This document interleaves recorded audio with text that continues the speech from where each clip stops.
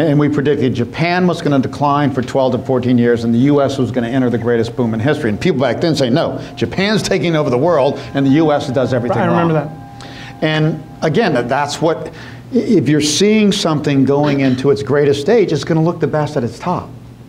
And Japan was at its top then. We were just coming, this new generation. We were leading all the new technological industries of the future. Japan was leading all the old industries of the past. So what happened to Japan that they had that downturn for all those years? What was the contributing factor that they went from the leader in all this, in the technology, the cars, and everybody was scared that Japan was the leading power, and all of a sudden the U.S. is back on top. What happened that led to their downfall for so long? Well, two things. One was, again, our spending wave is just a 46-year lag on the birth index. We adjust for immigration too, but it's that simple. People are born here, and at age 46, they're going to spend the most money and have the biggest impact on the economy.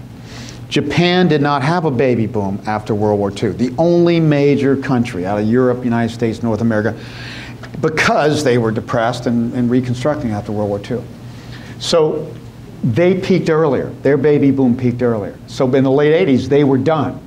And they were at the top of their game. And they were due for a downturn like we are due for from 2008 to 2023. Similar thing, 12 to 14-year downturn. We're predicting the same thing for the U.S. economy now we were predicting for Japan in the late 80s. Second reason is the United States has been, since World War II particularly, the leader in new innovations. In fact, it even goes back to the late 1800s, early 1900s. The leader in innovation and new technology. Japan has been a nation that has successfully copied those and made them more efficient. You never get paid as much to come late in the S-curve and copy something and make it a little better as you do to be an entrepreneur and make the new thing happen. So that we were saying, who dominates the industries of the future? Software, computers, all these things. The United States. Who dominates the industries of the past? Automobiles, steel.